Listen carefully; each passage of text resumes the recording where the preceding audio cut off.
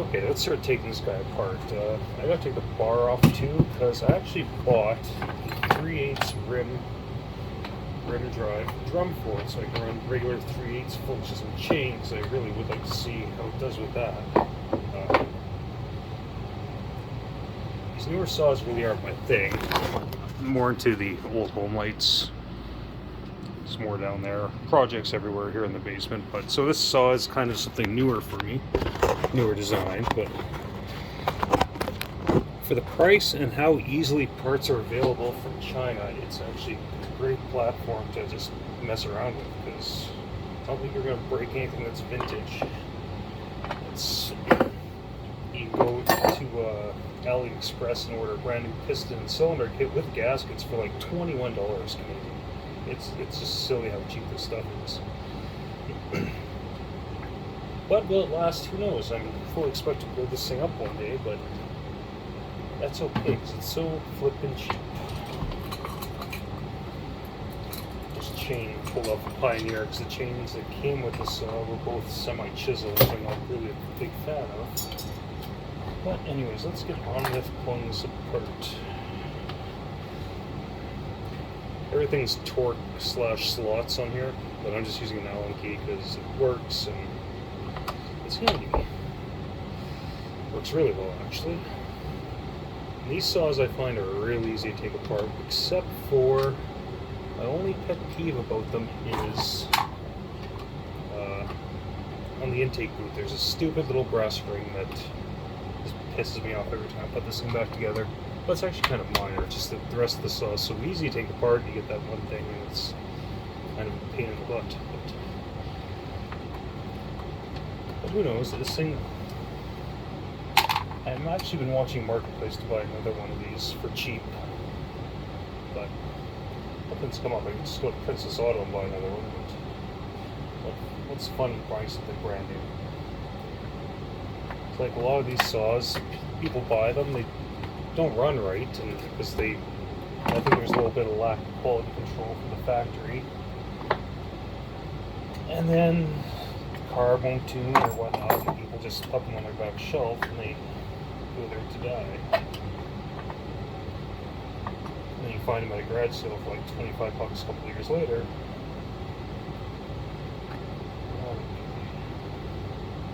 This one I already modded the muffler. This had a catalyst in the muffler, which I wasn't really a fan of because in Canada there's really no regulations on two-strokes, so I guess in the States there is, and probably most other countries really, but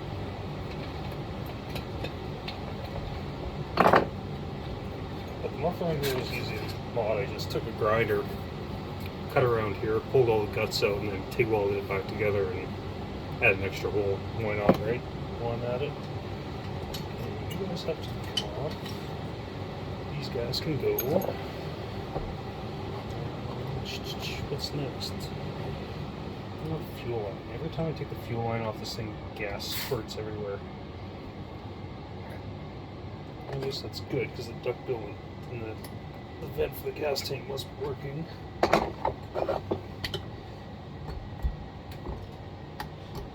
Okay, gas doesn't go everywhere. Take off the impulse line on top here. And even the carb on here. This is a carb I got from eBay because the original one had these Pac-Man adjusters that drove me nuts.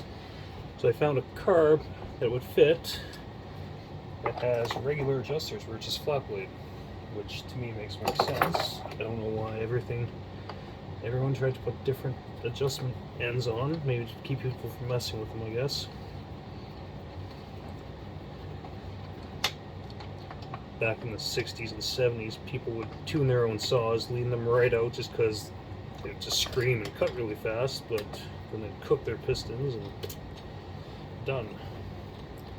But you don't need a license to buy a chainsaw.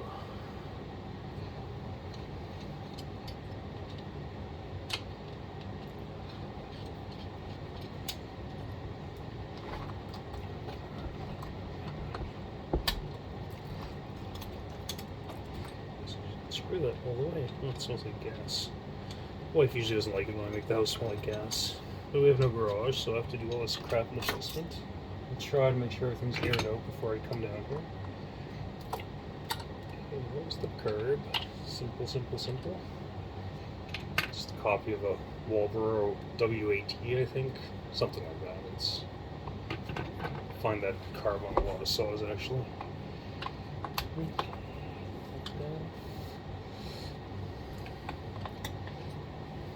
So it's not that hard to take these apart, and it's pretty straightforward. And you take apart anything really, I mean, always remember how it goes back together. If not, you can find parts diagrams for these clone saws all over the internet. Most of them, I actually think this actually came with the IPL in the owner's manual. Don't quote me on that, but because I don't have that anymore. Okay, there we go. There's that part of the intake boot. There we go. This is just a heat shield. It keeps the chips out of the card area too. Not that that matters too much. Just making sure it's recording. It'd be bad if it wasn't. Okay. Just 2 screws take the intake boot off. Should really bring home a proper torque screwdriver for this from work, because using a flat blade and Allen keys isn't ideal probably. Keep meaning to order a couple more of these intake boots on Amazon, or you can get them Amazon, eBay, AliExpress, wherever. Off. Must have RTV that on last time. Yeah, I totally did. Dummy. Didn't think I'd be back into the saw so soon. But here we are. Let's keep those kind of together, because some of these screws are actually, I think, different. Don't quote me on that. Okay, so cylinder. Now I need the right Allen key, which I think is this guy. Yep, is the one. So I put this guy together last time too. I didn't know any better, so I used Ultra Black for gasket delete, which apparently is not a good idea. You should use Moto Seal or Honda Bond or Yama Bond. But I'm going to correct that issue today too. And really, for the price of these saws, considering they aren't clamshell saws, it's kind of amazing because they're easy to work on. I just wonder what the quality of the main bearings are and connecting rod bearings and that stuff, because that stuff could all blow up. And I don't know if there are needle bearings in here, but I imagine not. Imagine the connecting rods attached to the crank permanently.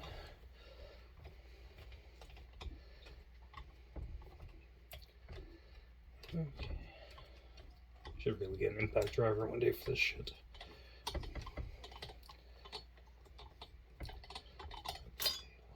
One more, and then maybe I'll crack my beer as a reward.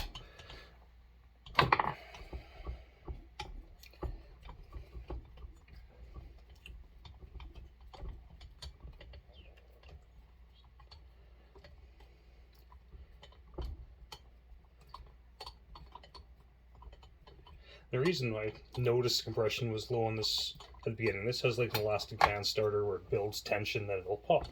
When the saw was new with the 45cc cylinder, you had to almost pull it all the way out before the engine would turn over. With this cylinder, I noticed it kind of just went as you would go, kind of, which that's a sign of compression. Just got a little tap.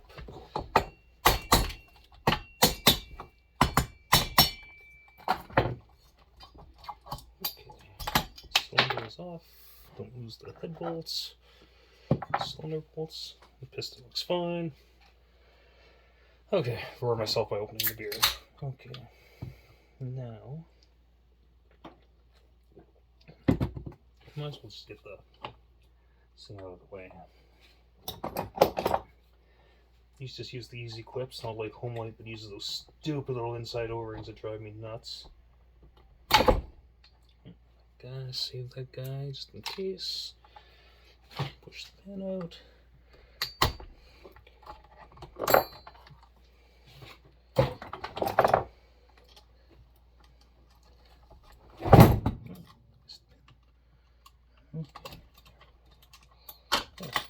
It's 52cc piston. I want to throw a calipers on this to see if they sent me, because apparently the 58cc is 45.2.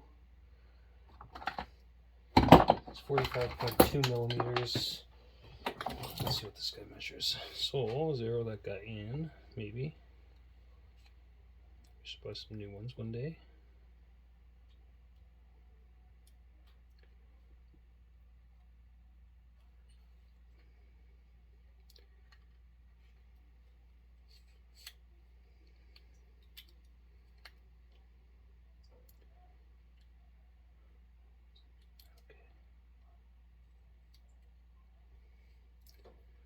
These calipers are almost done. Oh, look at that. Oh, wait a minute. No, it's... Ooh. Yeah, I think this is the bigger... Yeah, maybe not. It's hard to tell. But still, the compression is so low. Let's do a little look-see. So we need those guys. Okay, so the depth here is 65.49 millimeters. This guy,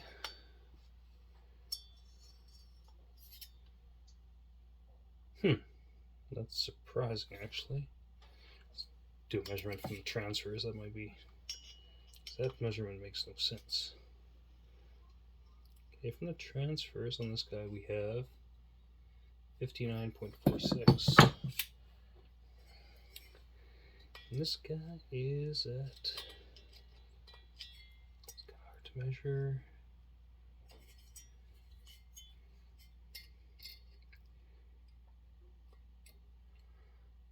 .47. So I'm guessing the low compression is actually, this piston must just be that sloppy in there. Or the end game, that's pretty sloppy actually. Maybe the ring gap is too much. Could be so many things. I'm not gonna really mess with that too much. That guy is done with. Okay, rag.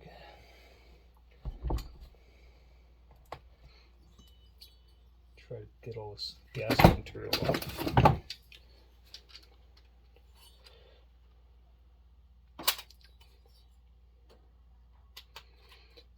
Who needs space gaskets?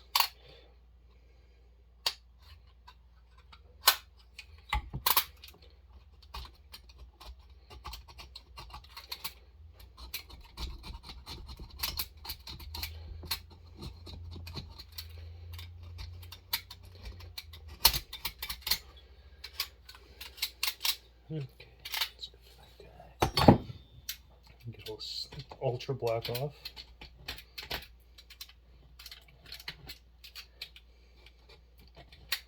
At least that's one good thing about ultra black. It's really easy to get off there.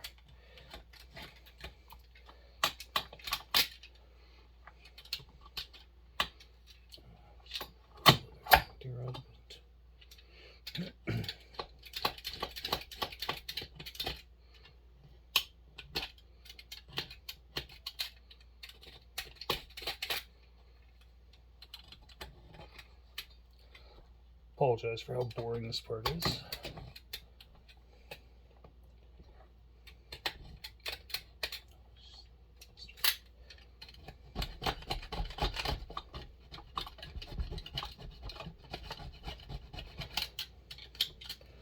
Okay, I'm going to pause the camera now. This might take me a bit. Okay, we got all that old gasket material off. Everything's cleaned up, and now we're going to get some Moto Seal on there.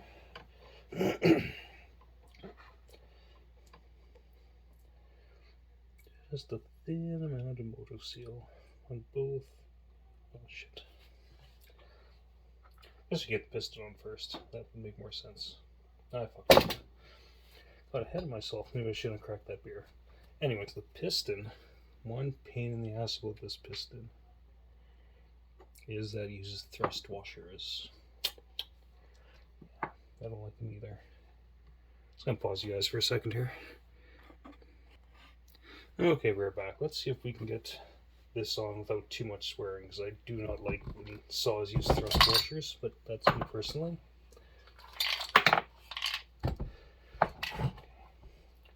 gas everywhere. It's good. Okay. Let's get this guy started. That should be going that way. Okay. One thrust washer on.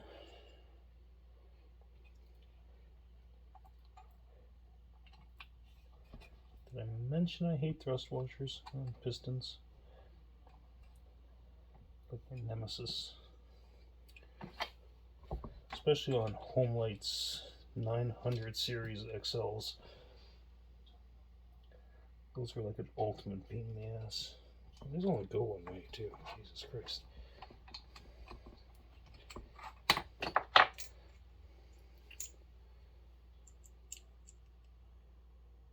So, okay. Do this again. There. Guy probably goes like that. These thrust washers also only go one way. So be mindful of that, because if you go the wrong way, they will not fit. There's a lip on the thrust washers that are supposed to kind of engage with the rod bearing, or the wrist pin bearing, whatever you want to call it. Oh, come on, bastard.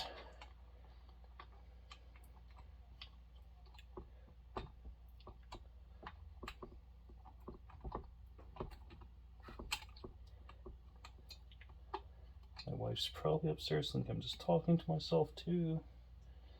Which she's not far off the truth, because no one watches these videos, but okay, need pliers. My fingers are too fat for this.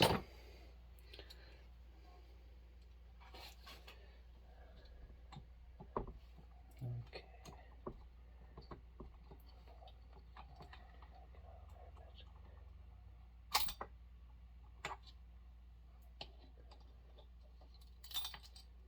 Okay, now that's down the crankcase, so that is covered.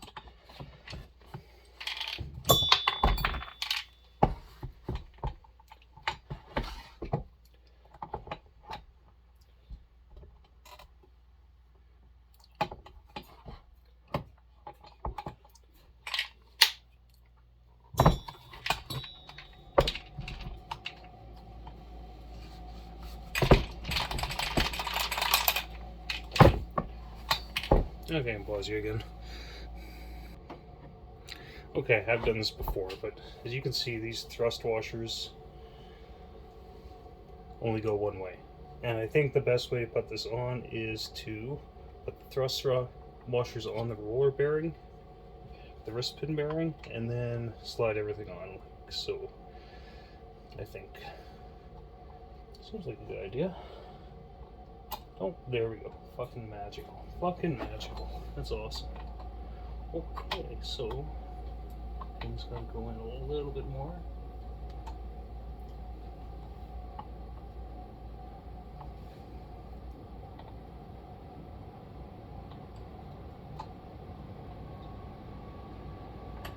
Oh, you gotta be shitting me.